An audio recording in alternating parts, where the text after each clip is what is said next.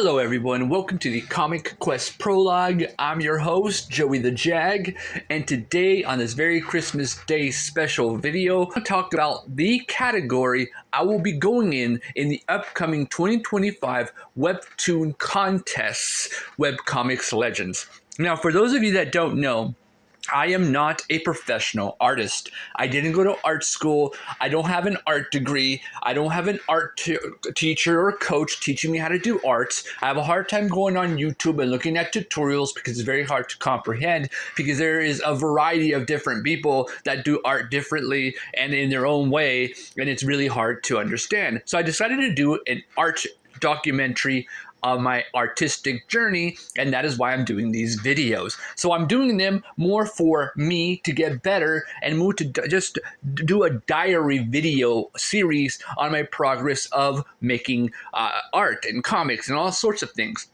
So that's why I'm doing this. And so this Webtoon contest is coming up, so I decided to enter it. But in order for me to enter it, I got to decide which category genre I will be going in. And I will talk about each category genre and what they are special to each unique genre of that category. So let's get on with the video. Leave a like, subscribe, share the video, and thank you.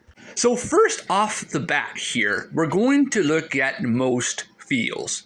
Romance drama. I like that category name, most feels, because it gives you the idea of what you're trying to do in creating this comic. I love it. It's a bold title. It makes sense. And it's not something like most love, most emotion, most feels. It's about trying to hit those feelings of understanding the complications of what love is in a dramatic setting. And doing something awesome will be really cool, in my opinion, on doing something romantic.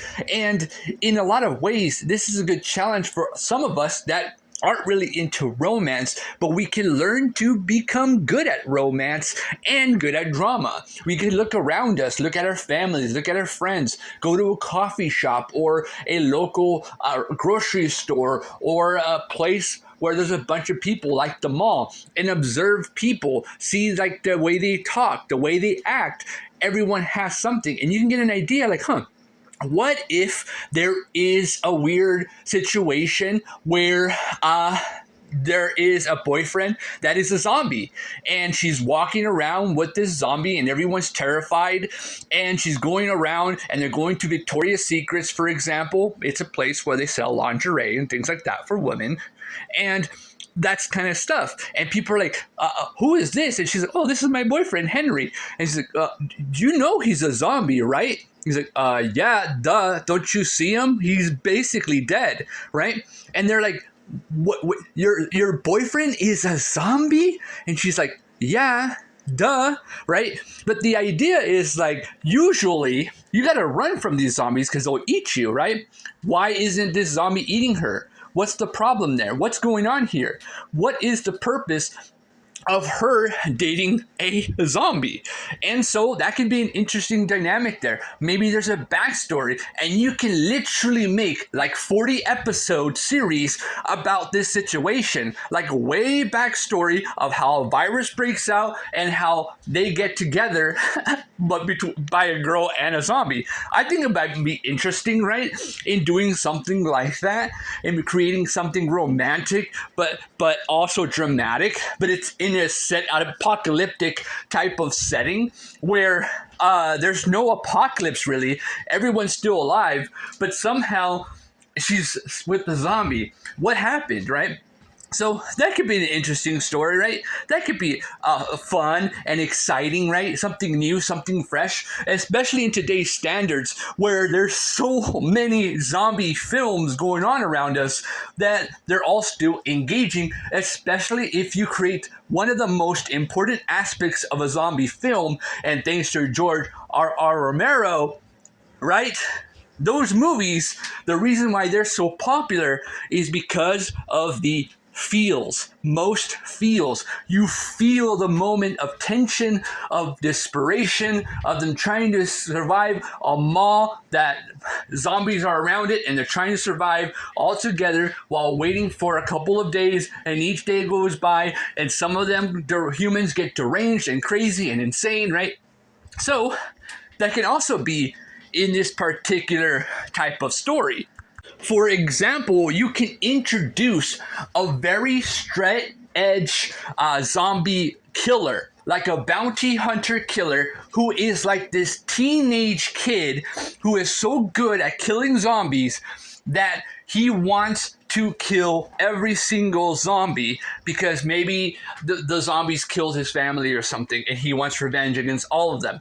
So the tension even collides when this person, this bounty hunter, ends up wanting to kill her boyfriend who's a zombie. But in order to stave off the kill, she decides to hook up with him in order to kind of like push him back.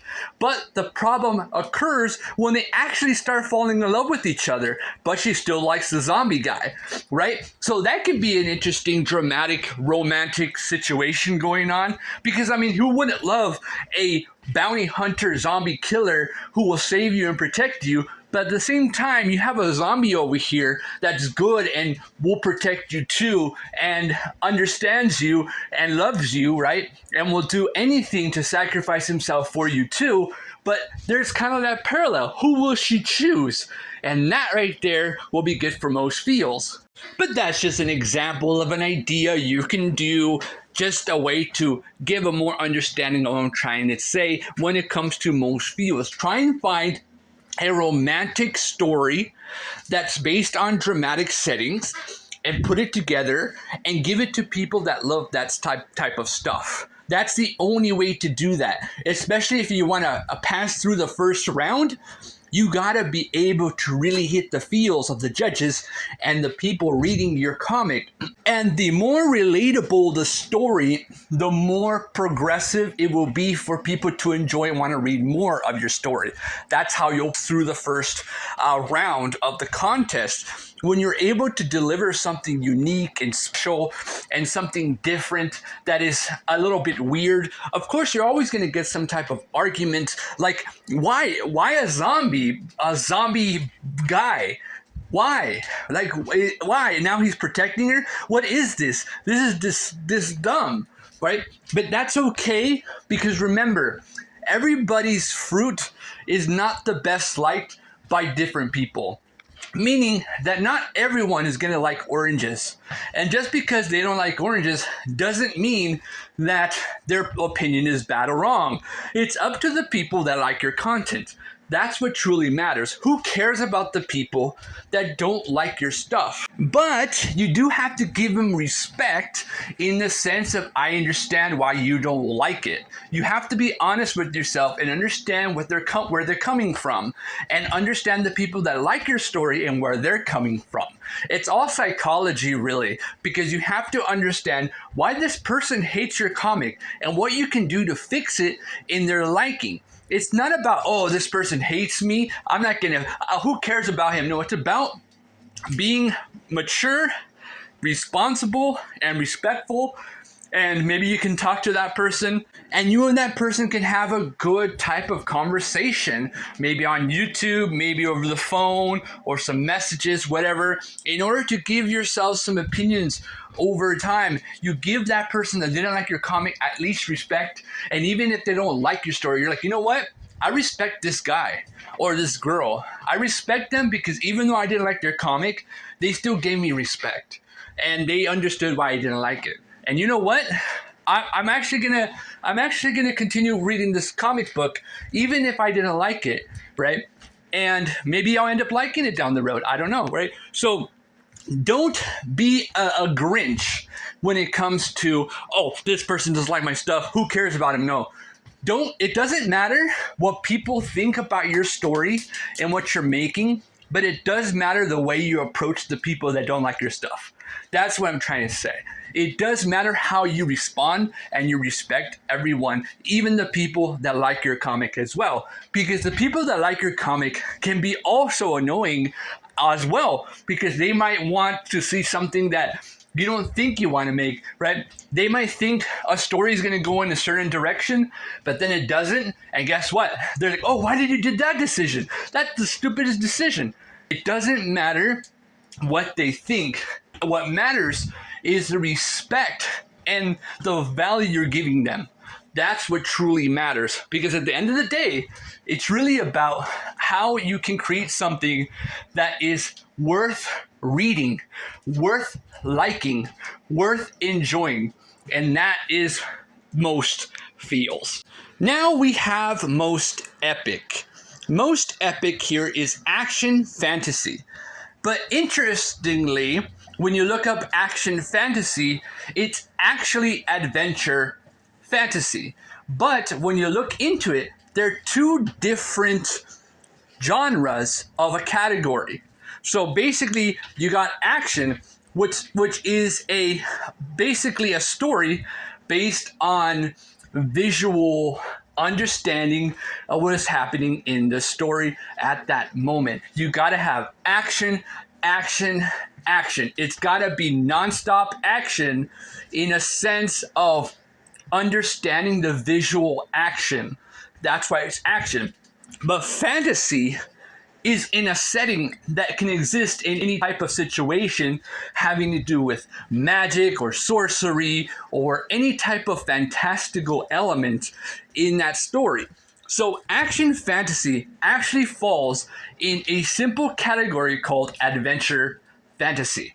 Because adventure is basically like you're doing an Indiana Jones story, but fantasy is basically you doing an adventure Indiana story, but set in a video game, for example, and you're trying to beat all the levels and trying to survive. That's kind of adventure fantasy. But in my case, most epic is an interesting type of title in this genre, because most epic tells me that you have to create a story that is so groundbreaking in the look, the style, and also how the approach is, that the epicness slowly builds up into an amazing story that continues to push forward, right? You have these breathing moments, but you have a built up. And I think that's the most important thing. Building up the anticipation of something epic happening, and then that epic thing happens, and the crowd cheers. The crowd goes, yeah, that was awesome. That was badass. That was cool. I want to see more. That's kind of what you're building up to when it comes to most epic. Now, to be fair, I believe that every single genre category in this contest needs to build up to a particular thing, but in this case, the way it's done, the epicness needs to hit good. So a good idea is maybe there is a person that is suddenly being attacked by a strange, fantastical creature, right? And we don't know what is happening. Let's say this human, let's do a story. This human is about to die, and he's going up against, I don't know, this gigantic fire-breathing dragon.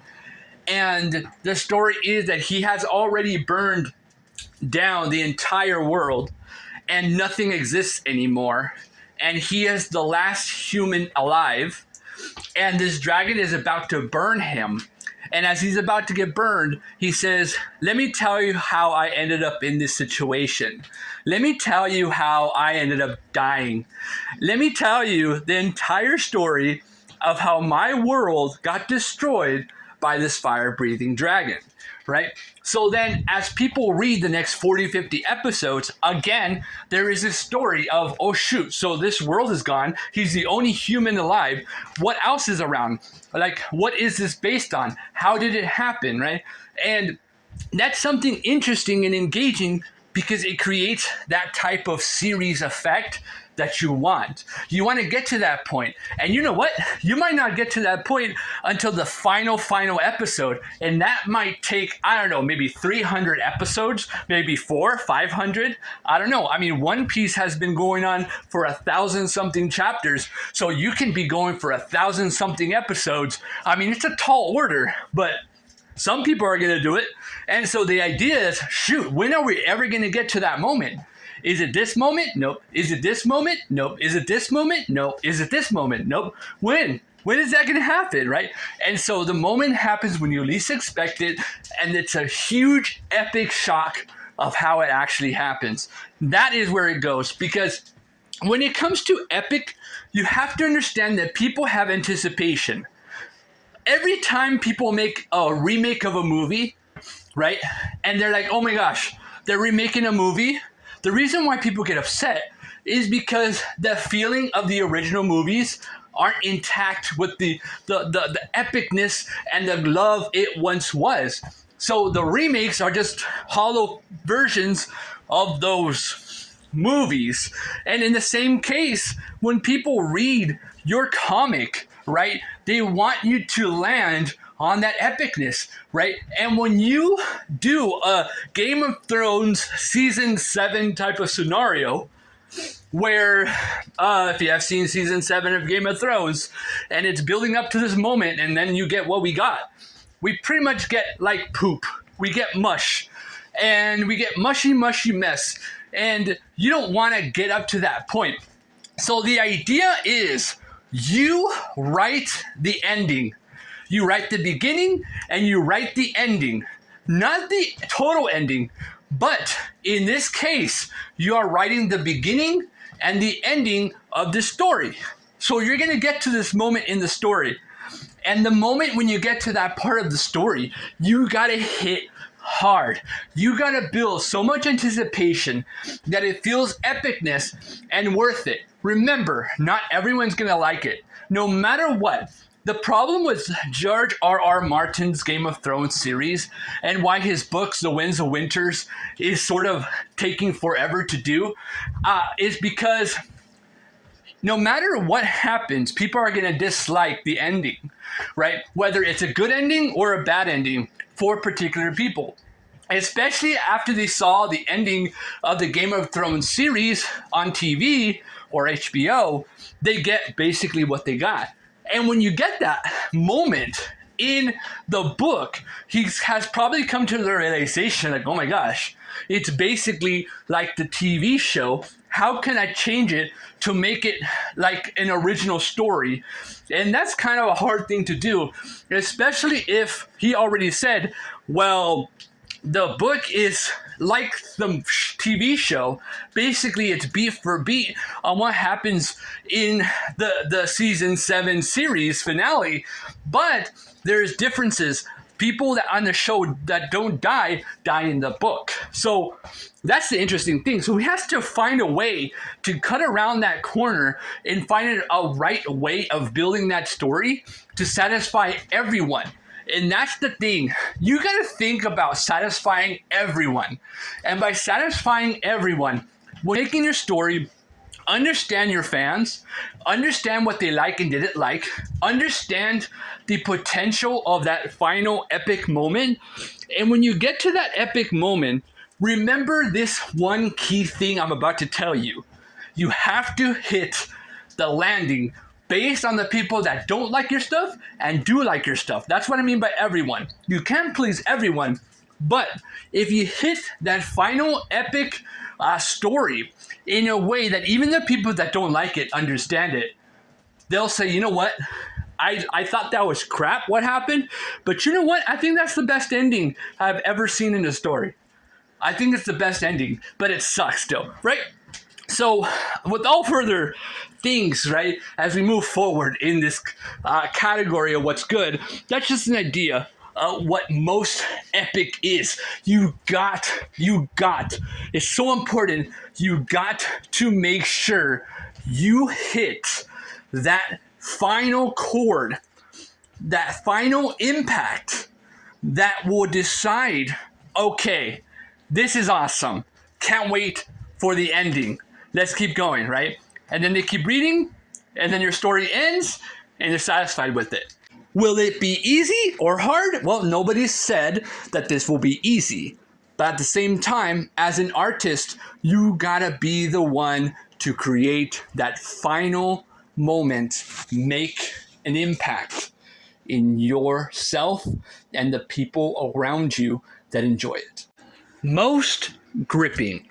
This one's probably my most anticipated category yet. Even though I mostly lean more on most like action fantasy, I do like the supernatural. And I do like thriller, I do like mystery and horror. The thing is, you got to understand how to create those horror thriller moments or that mystery that keeps people going into your story. And you got to create that supernatural effect, feel something impactful in a gripping way. I like the bold title here, most gripping. Not most scary, most terrifying, most gripping, meaning that the idea here is that you need to grab the reader in a way that makes them go, whoa, what is going on? That's intense. That's interesting. I want to keep reading. That's kind of like the idea. And the thing is, you can create a lot of interesting things, especially in the supernatural field. Because this is the most advantageous, I think, in the contest. Because a lot of people are probably aiming for action fantasy. A lot of people are probably aiming for romance drama. Because it's, action fantasy is very creative and imaginative, right? And a romance drama, it's very real, right? You're creating a real thing that's happening, that exists in the world, that people go through. It's a relatable thing. But supernatural and horror and thriller and mystery can be a little scary, especially because, the idea here is you can't do nudity, you can't do violence, you can't do curse words, you can't do sexual activities in these stories, right? Because certain Webtoon stories don't allow it. And this contest certainly doesn't allow it. So the idea is, how can you create that without those things? Because most TV shows like Netflix, HBO Max, even Disney Plus have those agendas. How can you pull away those agendas and create something that is for everyone in that way? And this is something I'll give you guys a hint on. The supernatural is almost in the same category as superhero. So when you put superhero, the interesting thing about that is a superhero story can be anything you really think about. It can be comedy, it can be slice of life, it can be romance, dramatic, it can be action, fantasy. Supernatural, however, can be all those things, but in an interesting way. For example, most laughs, right? The comedy aspect, maybe it can be dark comedy, like a very serious dark comedy. Maybe someone, like a group of friends are hanging out at a party, and the main character, for some reason, something happens. And they bang on the bathroom, he opens it, and they find him, he's gone. He's no longer alive, right? They go to the funeral, they put him in a coffin, they bury him, and he's gone, right? But then, out of nowhere, this person starts visiting all of his friends, telling him that someone killed him, right? And he does not know who it was. And they go, what do you mean? Like, who killed you? He's like, I don't know. I don't know who killed me. Someone killed me. And so this can be kind of a thriller horror aspect, because he tells him, but I gotta warn you, if you try and find me, who killed me, I have to warn you that you're going to be all in grave danger. Your families, your friends, everything you love is going to be taken away from you. This has to be a secret. You cannot let your family know. You cannot let anyone know. And that's kind of a thriller there, right? And so the idea is that you're creating a story where this ghost starts appearing, giving them kind of hints.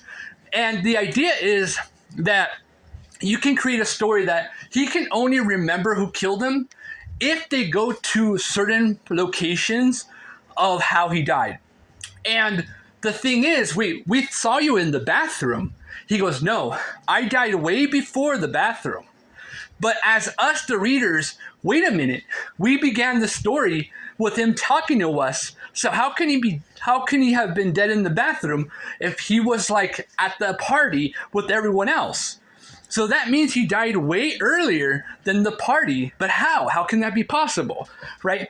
And that can be an intriguing story because although Netflix has done something similar in a way, the idea though, however, is that the supernatural effects of him dying and him coming back has opened a portal. And through this portal, a lot of strange things starts happening. And the group of friends are fighting off against ghosts, specters, goblins, witches, trolls, doors, who knows what, monsters, swamp monsters, a bunch of weird, creepy, strange, odd things, and they start realizing, wait a minute, his murder is way more than just the typical someone killed him. Something killed him. Not someone, something killed him. What killed him? And so that can be kind of like the thing, like, oh shoot, like it's not just a murder mystery, it's actually a supernatural story. So you can create something like that. You can build tension, and you can make like 50 episodes of that and go into 300 or 200 episodes. But the idea here is just like most epic and most feels. You have to make sure you hit the landing. I hate artists, and this is just my opinion. I hate artists that leave things open-ended, right? And people have to figure out what happened. Give us what happened. Show us what happened. So we know exactly what happened. Don't leave it open. Oh, okay, you got to figure it out. You're going to go home and go to your bed and sleep all night awake thinking, what happened? What happened? I read 200 episodes and it ended like that? Really? That's weird. That's dumb, right? You don't want that. You want to make sure that you have the mystery solved in a way that's so giving and so impactful, right? So I'm not going to throw away the ending, but there could be an interesting parallel situation going on, because what if the person that killed you is actually you? And but this you is able to camouflage as different people that are at the party. So that can be interesting, right? So the person that killed him is himself, but himself doesn't look like himself. He looks like somebody else, completely different, and they don't even know who that is. That can be an interesting mystery as well, because even though they solved the situation, it turns out, no, there's someone out there that is pretending to be one of them who is the killer. Who is it? Who is it? Who's the killer? And that could be something intense, engaging, because now that the friends are pointing fingers at each other, it turns out that they can't trust one another, but they have to be together in order to solve this mystery, in order to solve this kill. They have to work together, because if they don't work together and they separate, it's going to be a lot easier for the killer to eliminate them all, so that no one will ever know what happened to our main protagonist in the story. And I say main protagonist because he is basically the story, where the story is focusing on his discovery and reveal of who killed him. That can be something interesting that's not about violence or sex or curse words or foul language, right? It's straight to the point. It gives you an idea, and people eat that crap up. They eat it so good because then every episode is something unique, something different. You don't know what's going to happen next, because you can keep going on doing this for a long time. And if Webtoon likes your story, you can create like spin-offs, and you can create different variations of the story and stuff like that. So it can be huge, and that's just an idea. So most gripping is something that I feel packs a huge punch. All right, so most laughs. Comedy, slice of life. Most laughs is one of the most interesting aspects of this entire category because it's probably the one that's the most realistic. And by I mean that, what do you mean romance? Isn't that drama realistic? In a way it is, but to do comedy and to do it in a way that can make anyone chuckle and laugh, that's kind of important. For example, you can create a story about a chef and a food competitor eater, and they both hate each other. They don't like each other. They don't like each other's. One person doesn't like the food, the other person doesn't like that he's a pig, right? But the idea is that there is a food truck competition road trip type story going on where they have to go and take on other food truck vendors and beat them in order to advance in this food truck world championship tournament for food. But the thing is, this person, it can be a girl or a guy, needs a food eater because the competition also is about eating food. The cook has to cook for the competitor, and that person has to eat the food. So the interesting thing is the competitor does not like the food that the cook makes. So they gotta learn to enjoy each other's company, and they go on this road trip, and it's a lot of laughs because maybe the competitive eater has like a very bad, like kind of a hyperactive type of personality where he does things straight on. He doesn't care about the situations, what's going on. He's just like something that happens, and we're given that situation where, oh, we're stuck in a situation because maybe the chef, whoever it is, has a compulsive bipolar disorder, meaning that this person flips out very easily. And so they have to have like a timer for their heartbeat to kind of slow down. So they have to keep calm. But it's really hard because the competitor eater is doing a bunch of stuff that he shouldn't be doing.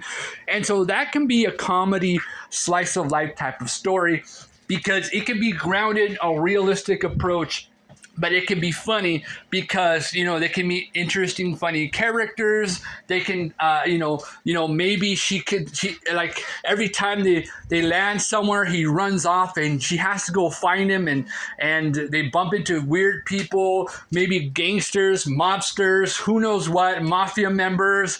It can go crazy. And the funny thing is that their personalities kind of get them in trouble more and more and more. But she blames him, but he blames her, and this situation can be a really intense situation because this isn't a romance story.